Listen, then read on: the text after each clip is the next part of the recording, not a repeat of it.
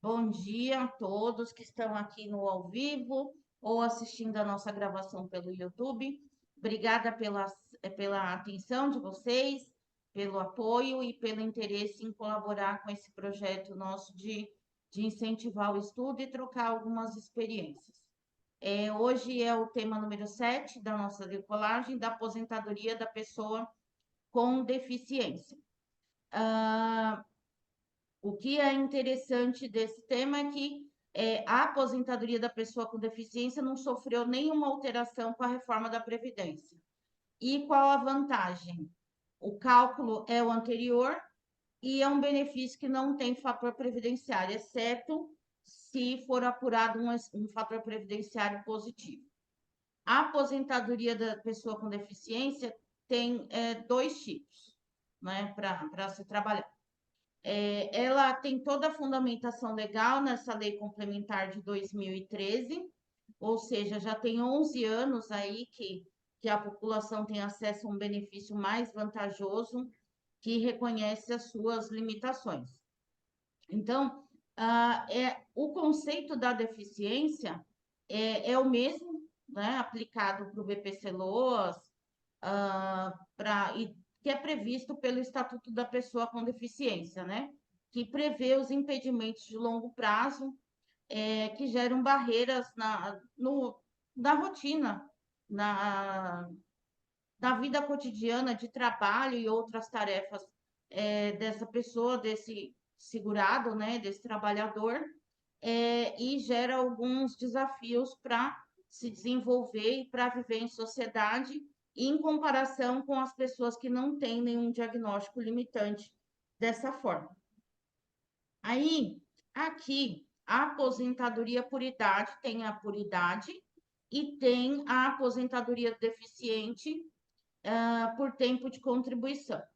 Essa por idade, eu estou aqui em orações para que ela não altere em 13 anos, que eu vou me beneficiar e faço o planejamento meu para me aposentar com 55 anos de idade. Fiz 42 semana passada, então com artrite reumatoide eu posso me aposentar com 55.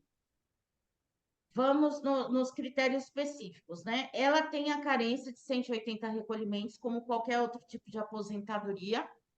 A diferença é que na aposentadoria PCD por idade, esses 180 recolhimentos têm que ser na condição de deficiente. Um exemplo, essa pessoa, vou utilizar um exemplo de um atendimento que nós fizemos aqui. Um senhor, atualmente com 59, ele vai completar 60 anos este ano. Ele, na juventude, nos anos 80 e alguma coisa, ele sofreu um acidente de moto e teve a amputação de um dedo do pé. Então, toda a vida de trabalho dele, ele recolheu na condição de deficiente. Então, a pessoa não precisa trabalhar naquelas vagas, né, direcionadas para deficiente. E sim, qualquer trabalho que ela exercer que ela faça 180 recolhimentos, equivalente a 15 anos, na condição de deficiente, já permite para o homem se aposentar aos 60 anos de idade e a mulher aos 55 anos de idade, desde que tenha 180 recolhimentos na condição de deficiente. Outro exemplo para vocês perceberem quando não se enquadra. Imagine que um senhor com 60 anos de idade, quando ele completou 50 anos de idade, ele sofreu um acidente, teve uma amputação da mão, perdeu a mão esquerda. Ele vai se enquadrar na pessoa com deficiência pela perda de um membro, a mão é um membro, mas ele não vai se beneficiar da aposentadoria por idade do deficiente. Por quê? Dos 50 aos 60, ele só vai ter 120 recolhimentos como deficiente. Ele não vai se enquadrar na carência como deficiente, tá? Então, por idade do deficiente, 180 recolhimentos na condição de deficiente. Esse benefício, ele é super vantajoso, porque o cálculo dele não foi alterado com a reforma da Previdência, é aquele cálculo anterior da aposentadoria por idade, que prevê 70% da média dos recolhimentos a partir de julho de 94 e vai acrescentando 1% a cada grupo de 12, a cada ano, né? Que completar de trabalho. E tem o limite de 30%. Ah, e se tiver o fator previdenciário? Ele pode ter, por exemplo, atingido uma média de 100% dos recolhimentos dele, mas ele teve um fator previdenciário de 1,1. Então, essa média dele aplica esse fator de 1,1. Ah, não, o fator previdenciário dele é de 98 pontos. Não incide, porque não é vantajoso. Vai reduzir a média dele dos 100% para 98%. Então, aposentadoria por idade do deficiente, a gente pode encontrar muita gente, é um mercado imenso. Já a aposentadoria por tempo de contribuição, ela também exige os 180 recolhimentos de carência. Só que não precisa ser na condição de deficiente. Quem é um público bacana para a gente trabalhar nessa aposentadoria por tempo de contribuição? As pessoas que sofreram algum acidente ou têm alguma doença congênita, que já nasceram com essa doença, ou que receberam auxílio acidente, porque o auxílio acidente nada mais é do que o INSS reconhecer uma sequela definitiva que afeta, que gera, né, impedimento de longo prazo, né, afeta a funcionalidade completa desse corpo, né?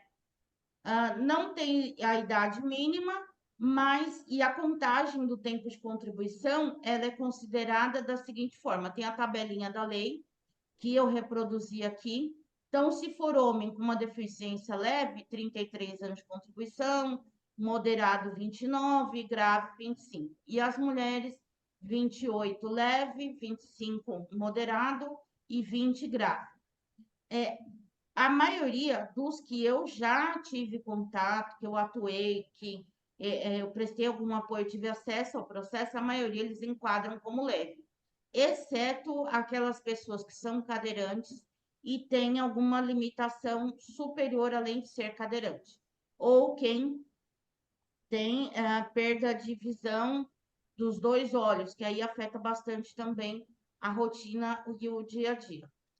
E o cálculo desse benefício é de 100% da média de julho de 94 em diante, porque também não tem o fator previdenciário, não incide o fator previdenciário, com exceção do fator positivo. Se ultrapassar o fator for 100 pontos para cima, aplica.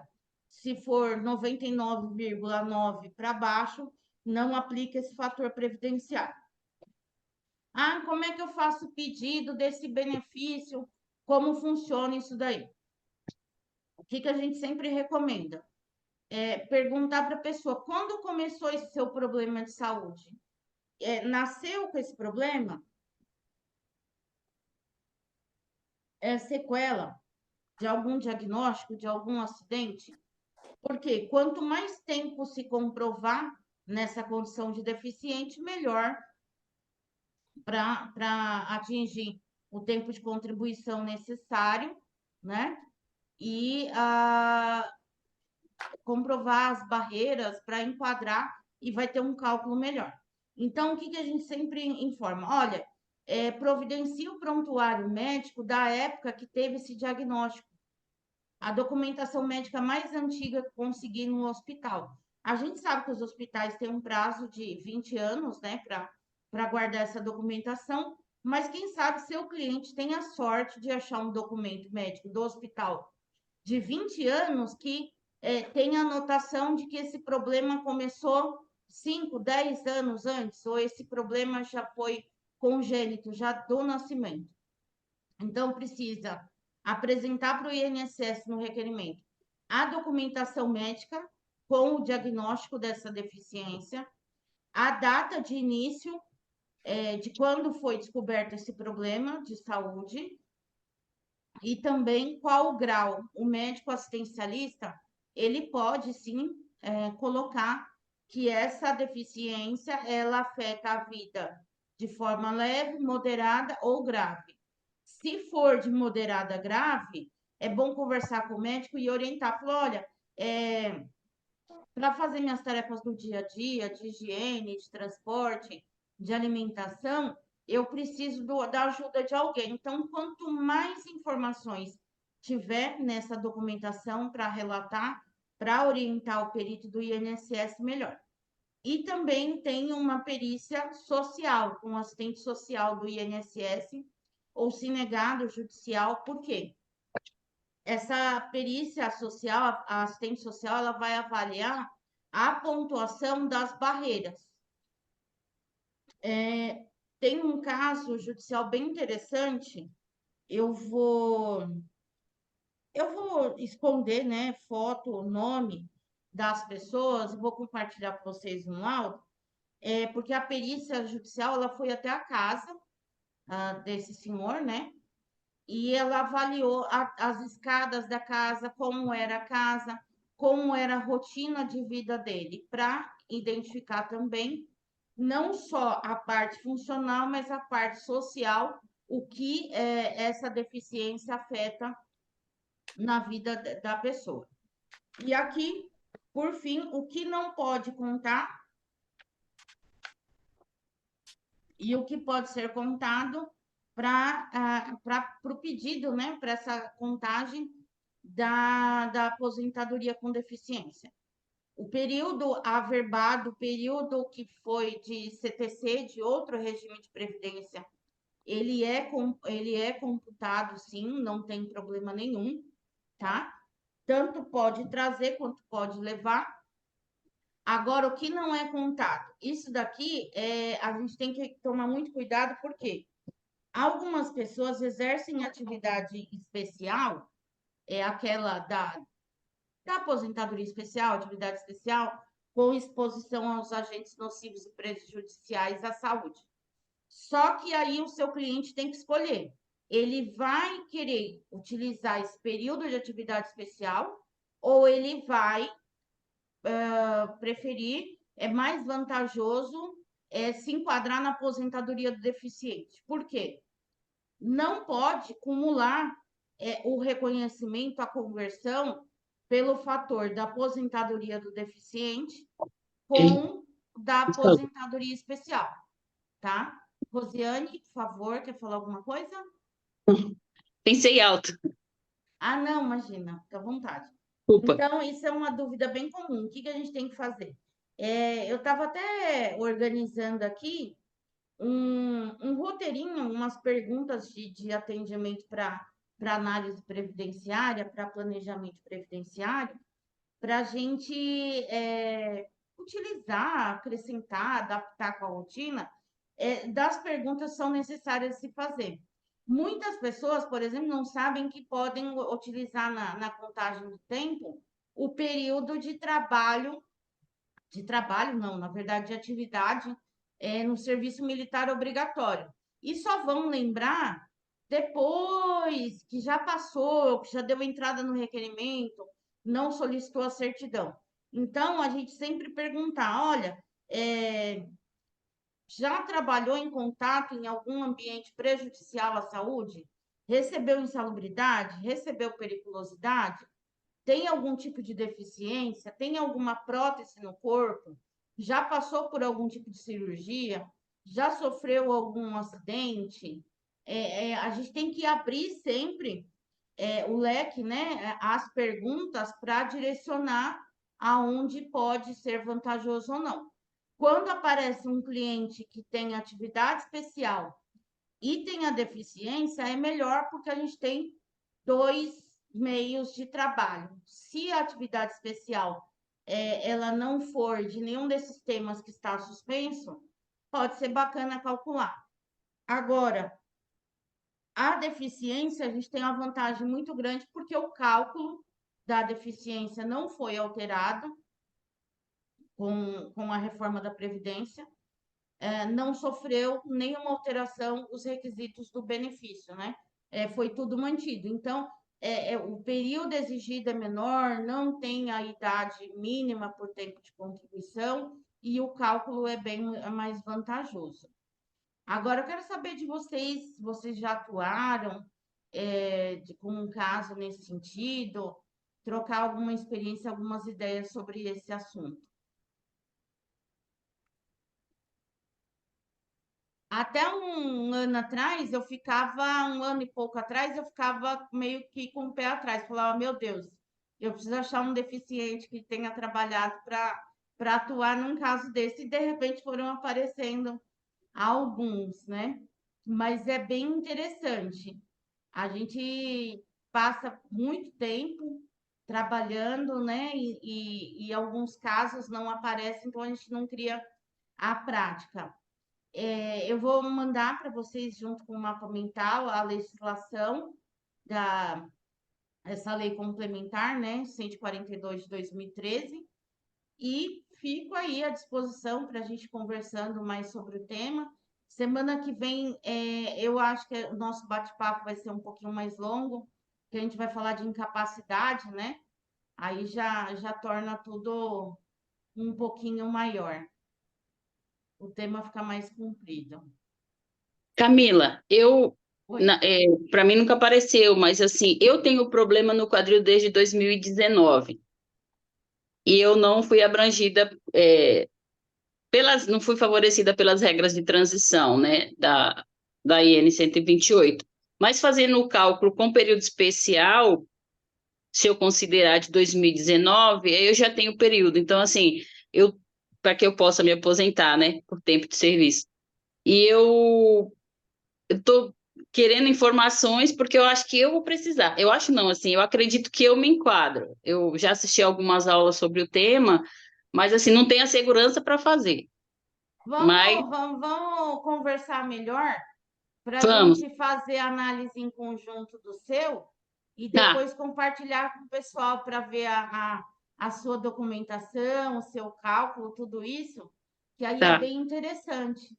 Então, eu tenho espondiloartrose anquilosante, é isso, né? Aí fiz infiltração de coluna, enfim, e faço tratamento, né, regular. Mas, assim, eu tô querendo ganhar confiança para me fazer a minha, porque com a regra eu vou para 1900 e nada. E agora, se eu conseguir, eu já fiz o cálculo por cima e eu me encaixo. Dá para chegar nos 28 contando, né, tempo normal, mais o tempo especial, eu consigo alcançar. Aí eu Ah, que bacana. quero colher informações para ver se eu consigo para mim mesma, né? Eu faço, aprendo comigo e depois eu ganho confiança para fazer para os outros, Vai ter lugar de fala para compartilhar e orientar o pessoal. se Deus quiser. Amém.